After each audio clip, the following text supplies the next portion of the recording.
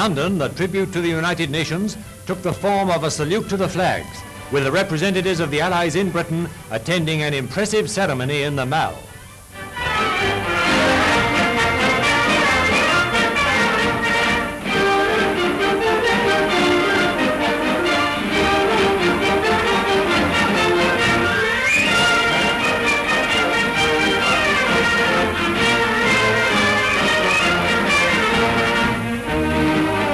General Sir Bernard Paget, Commander-in-Chief Home Forces, and General Sir Arthur Smith, commanding the London district, took the salute at the base of the Duke of York's steps as the big parade marched by. White uniformed nurses and civil defense workers headed the long column.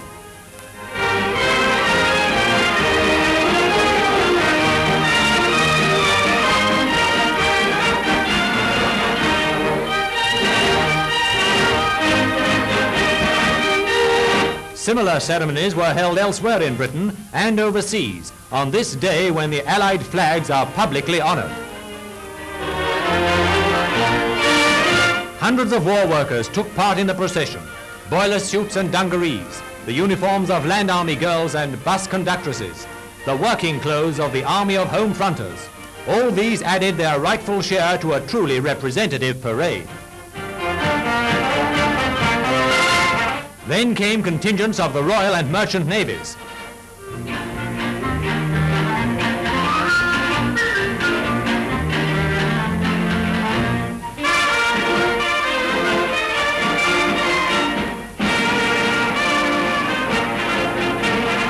"27 flags and 27 good reasons for this celebration on the anniversary of United Nations Day."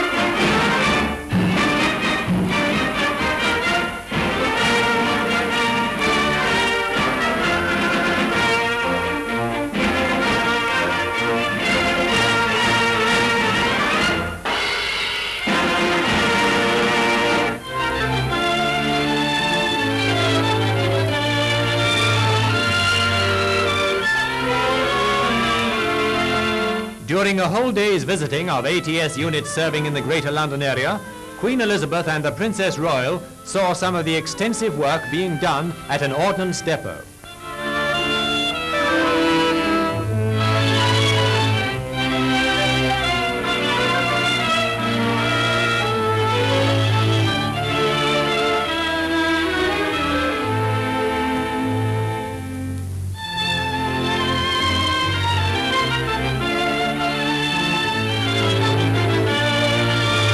Second from the right is the Prime Minister's daughter, Mary Churchill. Her Majesty was then at an anti-aircraft battery where girls worked the predictors which serve the gunners.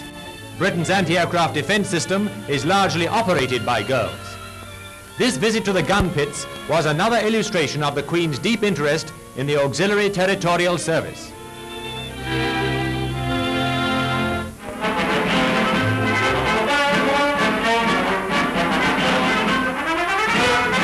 When the gallant commander of the 8th Army was in London a few weeks ago to report to the War Office, and incidentally to snatch a few days' well-earned leave, the news spread like a prairie fire. The general was all but mobbed everywhere he went.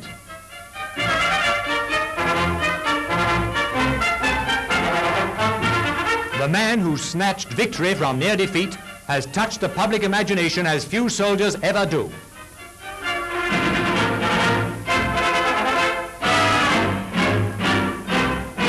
While he was in London, he went to several theatres, and in every case he was public attraction number one.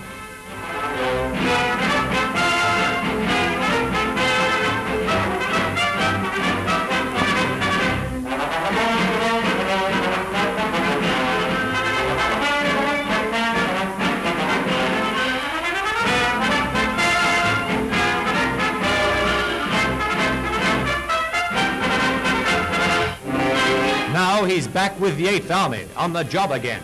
And the Axis in Sicily, like their defeated comrades in Libya and North Africa, are feeling the veteran fighting quality of Monty and his men. The Allied grip on Sicily tightens. These pictures were taken during the early days of the invasion. The first chapter had ended with the arrival of the great invasion armada of 2,000 ships, which safely delivered their cargoes of fighting men onto the beaches of the Axis stronghold.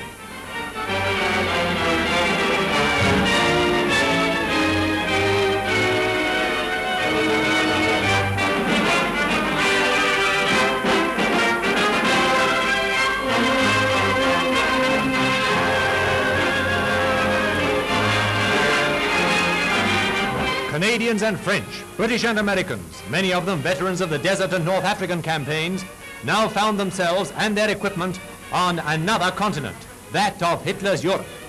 The first installment of the Axis account was long overdue, and these grim-faced men were here to collect.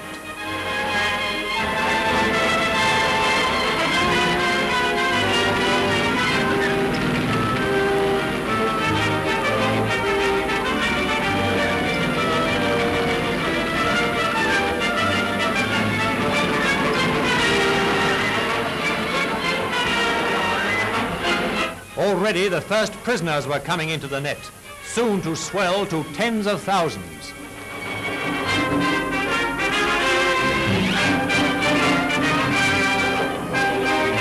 Italians these mostly, dupes of the fascist bullies, whose hour was already striking.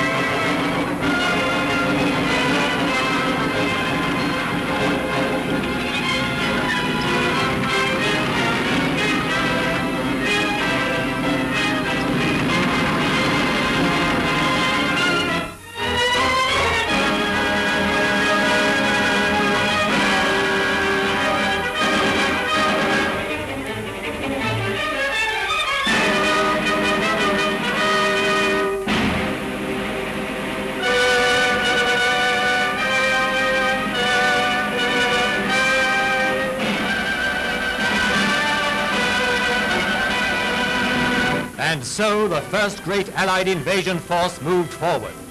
The countryside echoed now to the unceasing roar of good British and American motors as armored and supply vehicles in their hundreds rolled into action.